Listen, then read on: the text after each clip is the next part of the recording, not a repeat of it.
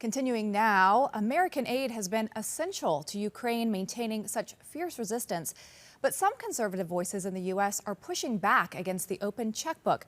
So what's really at stake for the U.S. in this bloody conflict? And is it really worth it to keep up pouring taxpayer dollars into the war?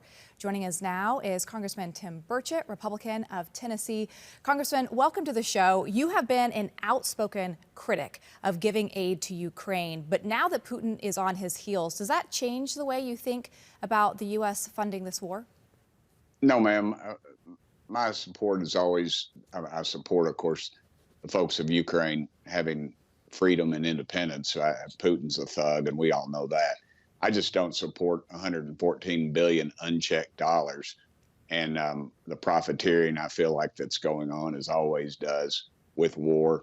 And this latest event over the weekend, whatever it was, I made the statement publicly: if you can't trust a bloodthirsty mercenary, who can you trust? This is a proxy war we're fighting with Russia, a country whose GDP is somewhere between Canada and France. And everybody's talking real tough now, but are these same people, when Zelensky was on the House floor, I said, are y'all still going to be cheering when China rolls into Taiwan, which apparently they have plans to do? So I worry about our country. I worry about our priorities. You remember President Trump tried to spend $4 billion to do the rest of the wall between us and Mexico, and the left and frankly some moderates said, "Oh no, we can't do that. That's crazy talk. That would financially ruin us." And here we've basically written a blank check to Ukraine. And right now it's over 114 billion, and I still fear it mirrors the early days of Vietnam. We sent money in first. They stole a lot of it, which they are. Then we sent armaments, and then we said, "Hey, wait a minute, those armaments are a little technologically advanced," and we started sending some advisors, which we have. And then we started sending our boys over there. Then they started sending home body bags, and so I'm very leery of this. Do I support Putin? No way, no way. He's just a dirtbag thug. But still, there's conflicts all over the world that we're not getting involved in. And this is Europe's war. We ought to let them fight it. You brought up China. Many people have been concerned that they are watching what we are doing with the war in Ukraine and saying that if we relent, if we give up, then they would invade Taiwan. And that's the reason the U.S. should continue to support Ukraine. What would you say to that argument? I think that's what they're watching. It's just like that balloon that flew over our country.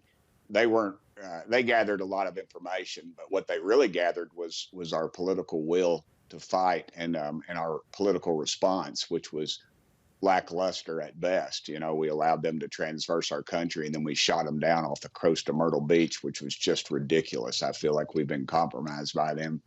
Our highest intelligence, our intelligence gathering is compromised by them.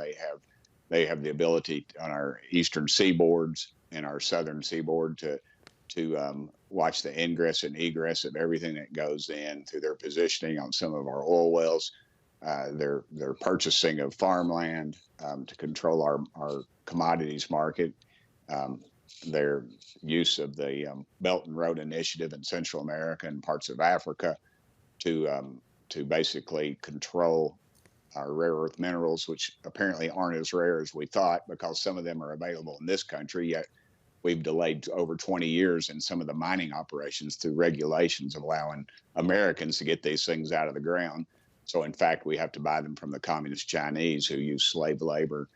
And we know their mistreatment of so many of the people over there, and yet we're still doing business with them. So I greatly fear China, but I also fear that when it comes down to it, we'll sue for peace when we should be using our economic might to end any conflicts, which we should have done in Ukraine in the first place. But we were, unfortunately, through the oil contracts at the beginning of that war, as you know, we were actually funding both sides of that war. So we've got the American public needs to wake up about what's going on with our conflicts and who our enemies are and who our friends are. All right, Congressman Tim Burchett, good to see you this evening. Thanks for being with us. Thank you so much, ma'am. It's been a pleasure.